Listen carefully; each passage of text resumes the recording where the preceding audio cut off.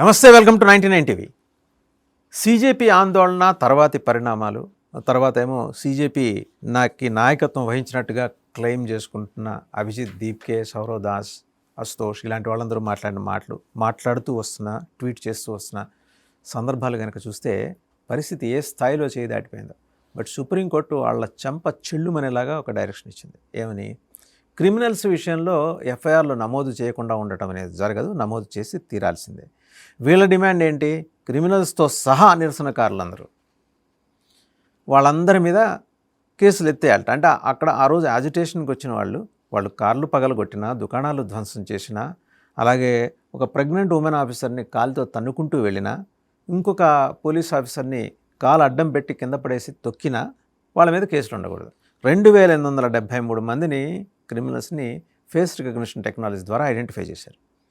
వాళ్ళు రేపిస్టులు ఉన్నారు, మర్డరర్స్ ఉన్నారు, అండ్ దారి దోపిడీలు చేసిన వాళ్ళు, దొంగతనాలు చేసిన వాళ్ళు, అండ్ డ్రగ్స్ కేసులో ఉన్నవాళ్ళు, ఆర్మ్స్ యాక్ట్ కింద ఎఫ్ఐఆర్లు ఫైల్ అయిన వాళ్ళు 2873 మందిని. వీళ్ళందరినీ ఒకే దగ్గరికి ఒకే రోజు తీసుకొచ్చిన గంత అయితే ఖచ్చితంగా సీజేపీదే. ఇంతమంది క్రిమినల్స్ని మనం ఎక్కడో పవన్ కళ్యాణ్ సినిమాలో చూస్తాం.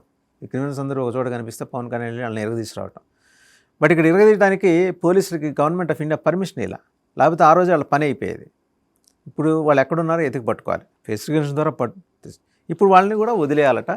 సుప్రీంకోర్టు ప్రభుత్వం అడుగుకి మడుగులు వస్తోందని చెప్పేసి సీజేపీ సౌరవ్ దాస్ ఆయన చేసిన ట్వీట్ చూస్తే, ఆయన వాడిన భాష చూస్తే ఒక థ్రెటనింగ్ టోన్ కనిపిస్తుంది. ఈ థ్రెటనింగ్ టోన్ వెనక ఉన్న శక్తులు ఎవరు?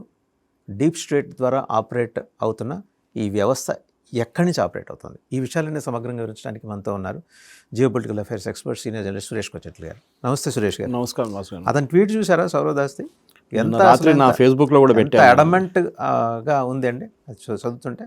నేను చెప్పిందే వినాలి అని. యాక్చువల్లీ నిన్న మీకు గుర్తుంటుంది, నేను ఒక ట్వీట్ చేశాను మొన్న రాత్రి 1 గంటకు, అంటే ఎర్లీ మార్నింగ్ ఆఫ్ యెస్టర్డే. దాంట్లో నేను మోదీ గవర్నమెంట్ని కొంచెం విమర్శించాను. అది కొంతమందికి నచ్చలేదు, బీజేపీ వాళ్ళకి నచ్చలేదు. చాలామంది నాకు ఫోన్లు వచ్చినాయి, మెసేజెస్ వచ్చినాయి. బీజేపీ సెంట్రల్ లీడర్షిప్ నుంచి, వాళ్ళ ఐటీ సెల్ నుంచి కూడా నాకు మెసేజ్ వచ్చింది నా ఫోన్లో. వాళ్ళు ఏమన్నారంటే, మీరేంటి ఇట్లా క్రిటిసైజ్ చేస్తున్నారు, మీరే కదా ఎప్పుడు మోదీ గారు బాగా పనిచేస్తున్నారు అది ఇది అంటే. నేను చెప్పాను, మోదీ గారు బాగా పనిచేస్తే దాన్ని నేను డెఫినెట్లీ ప్రేజ్ చేస్తాను, మంచి పని చేశారని చెప్తాను. కానీ తప్పు చేస్తే తప్పు చేశాను కూడా చెప్పాలి. నేను పార్టీ కోసం అంకితం కాలేదు. సో ఇది నేను చేసేది డెఫినెట్గా ఇది చేసిన తప్పు మోదీ గవర్నమెంట్. ఇది అందరి మీద ఎఫ్ఐఆర్ ఎత్తేస్తారని చెప్పి డాక్టర్ జితేంద్ర సింగ్ కానీ జేపీ నడ్డా గారు ఎట్లా అష్యూరెన్స్ ఇచ్చారు, అది చేసిన అన్నిటికంటే పెద్ద తప్పు అని చెప్పి నేను చెప్పాను. ఆనెస్ట్ ఇన్నసెంట్ ఉన్న వాళ్ళని మీరు ఇడవచ్చు, కానీ ఇట్లాంటి క్రిమినల్స్, హార్డ్ కోర్ క్రిమినల్స్, మీరు చెప్పినట్టు 2873 మంది ఉన్నారని ఢిల్లీ పోలీసు ఒక వారం ముందే చెప్పారు. ఆ ఘర్షణ ఏదో పార్లమెంట్ మార్చ్ జరిగిన ఆ రోజు జరిగిన హింస ఘటనలో వీళ్ళు ఉన్నారని చెప్పారు క్లియర్గా. అప్పుడు మీరు ఆలోచించారు, జంతర్ మంతర్ స్పేస్ ఎంత ఉంటుంది? 5,000 మంది అయితే ఫుల్ అయిపోతుంది. దాంట్లో 2,800 మంది ఉన్నారంటే more than half that fellows were actually criminals. ఆ రోజు ఏమన్నారు వీళ్ళు, బీజేపీ వాళ్ళు తీసుకొచ్చారని చెప్పి ఈ అభిజిత్ దీప్కే అన్నారు. బీజేపీ వాళ్ళకి ఇంకా పనేం లేదా? వాళ్ళకి తెలియదా వీళ్ళని ఎవరు తీసుకొచ్చారు? ఆ రోజు మీకు గుర్తుంటుంది, ఈ అజిటేషన్ మొదలైనప్పటి నుంచి అప్పుడు 20-30 మంది వస్తుండే. ఇది మొత్తం పార్లమెంట్ సెషన్ మొదలైనాక ఈ గొడవ మొదలైంది. అండ్ దిస్ ఫాలో ఫాస్టింగ్తో స్టార్ట్ అయింది. సోనం వాంగ్చుక్ది. వీళ్ళు ఎప్పుడైనా మన ఒక ఫంక్షన్కి వెళ్తారు, వీఐపీ ఫంక్షన్కి వెళ్తున్నప్పుడు మెటల్ డిటెక్టర్ పెడతారు. ఒక 5-6 ఉంటుంది, కొన్ని ప్లేస్లో 1-2 ఉంటుంది. ఇప్పుడు మన 5 స్టార్ హోటల్కి వెళ్తే 1-2 ఉంటుంది. పోలీసు వాళ్ళు ఉంటారు, చెక్ చేస్తారు. మీరు బ్యాగ్ తీసుకెళ్తే బ్యాగ్ లోపల చెక్ చేస్తారు. సో పోలీసు వాళ్ళు అది పెట్టారు, మొత్తం జంతర్ మంతర్ సరౌండ్ చేసి ఒక 5-6 మెటల్ డిటెక్టర్స్ పెట్టారు. ఎవడో కత్తి తీసుకొచ్చో లేకుంటే బాంబు తీసుకొచ్చి లోపలికి వెళ్తే మళ్ళీ చచ్చిపోతే 20 మంది పోతే గవర్నమెంట్ మీద వస్తుంది. మీరేం చేశారు, సెక్యూరిటీ అరేంజ్మెంట్స్ లేదు అది ఇదని చేసినప్పుడు వీళ్ళు అబ్జెక్ట్ చేశారు. మీరు సెక్యూరిటీ చెక్ పెట్టకూడదు, చెక్ ఎవరైనా వాళ్ళు రానియండి లోపల. కానీ పోలీసు అన్నారు, సారీ వీ విల్ నాట్, మాకు స్టాండర్డ్ ఆపరేటింగ్ ప్రొసీజర్ ఉంది, ఇది ఆ ప్రొసీజర్. ఏ పబ్లిక్ మీటింగ్ అయినా కానీ మేము చేస్తాం. మీకు గుర్తుంటుంది, ఎలక్షన్ క్యాంపెయిన్లో లాస్ట్ టైం పట్నాలో ఒక బాంబ్ బ్లాస్ట్ జరిగింది. మోదీ గారు మీటింగ్లో 6 మంది అంత చనిపోయారు. దాంట్లో మోదీ గారు టార్గెట్ అని చెప్పి అప్పుడు కూడా ఇంటెలిజెన్స్ ఏజెన్సీస్ చెప్పారు. కానీ వీళ్ళు మోదీ గారు స్టేజ్ దాకా చేరుకోలేకపోయారు వీళ్ళు, ఆ బాంబ్ బ్లాస్ట్ చేసిన వాళ్ళు. సో అట్లాంటి ప్రతి జరుగుతుంది. చంద్రబాబు నాయుడు గారి మీద అలిపిరిలో జరిగిన దాడి మీకు తెలిసిందే. సో ఇట్లాంటి అటాక్స్ జరగకుండా ఉండే పోలీసు వాళ్ళు ప్రొసీజర్స్ తీసుకుంటారు. ఇంకోటి పోలీసు వాళ్ళు ఏం చేస్తుంటే, ఎవరెవరు వస్తుందో మీ ఆధార్ కార్డు చూపించండి అన్నారు. వాళ్ళు ఆధార్ కార్డు ఫోటో తీసుకుంటున్నారు. అది అబ్జెక్ట్ చేశారు. స్టేజ్ నుంచి స్పీచ్ ఇస్తూ అభిజిత్ కానీ సౌరవ్ అన్నారు, మీరు ఆధార్ కార్డ్ చెక్ చేయకూడదు, మీరు అందరినీ ప్రొఫైల్ చేస్తున్నారు అని. పోలీసు అన్నారు, రేపు ఏమైనా జరిగిందనుకోండి, ఒక బాంబ్ బ్లాస్ట్ జరిగింది, లేకుంటే ఏమన్నా ఒక కత్తి తీసుకొని ఏమన్నా 10 మందిని కొట్టాను అనుకోండి, మేము ఐడెంటిఫై చేయొచ్చు ఎవడ వాడని. Okay, we can find out from the facial recognition and from the Aadhaar card, 2 match చేసుకోవచ్చు మేము. ఇది వీళ్ళు చేసిన అబ్జెక్షన్.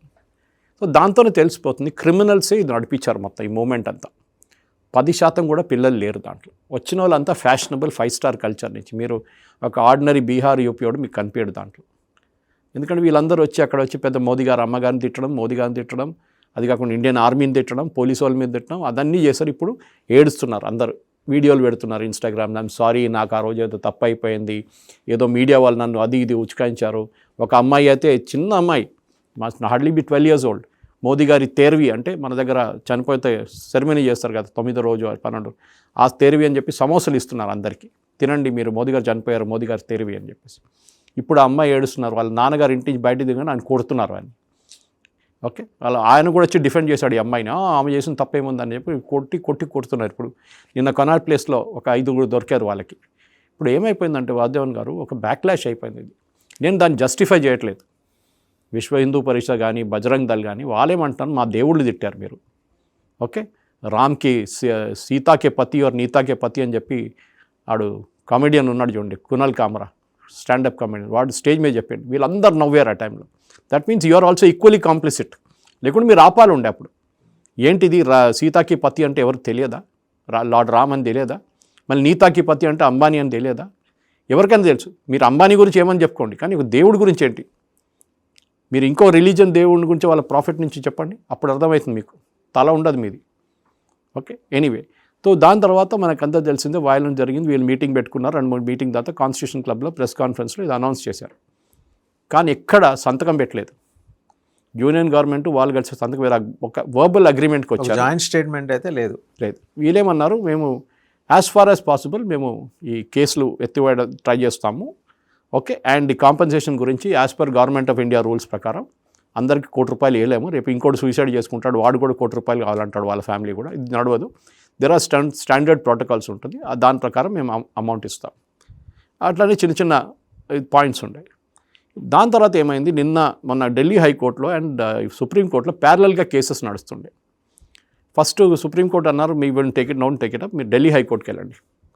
ఓకే, సెక్షన్ 32 కింద మీరు ఎప్పుడైనా వస్తూనే ఉంటారు, మా 32 కింద వినాలని చెప్పి. 32 కింద వినాలక్కర్లేదు, you first go to the high court. నా దగ్గర కూడా అడిగారు, నేను 2018లో సుప్రీంకోర్టుకి వెళ్ళినప్పుడు ప్రొటెక్షన్ అడిగినప్పుడు జస్టిస్ లలిత్ అడిగారు, why don't you go to Kerala high court అని. నేను చెప్పాను, కేరళ హైకోర్టు ఓనంకి హాలిడేస్లో ఉన్నారు ఇప్పుడు, నేను అక్కడ వెళ్తే నన్ను చంపేస్తారని చెప్పారు వాళ్ళు ఆల్రెడీ, నేను వెళ్ళలేను. So going to go to Hyderabad high court అన్నారు. అప్పుడు హైదరాబాద్ హైకోర్టు దీని పేరు. ఓకే, నేను చెప్పాను అది కూడా చేయలేను sir, because I cannot go to that place also is very unsafe for me అంటే. ఓకే అని చెప్పి విన్నారు వాళ్ళు. అప్పుడు 5 minutes హియరింగ్ ఉండి అంతే. So you cannot use section 32, that it's not applicable here.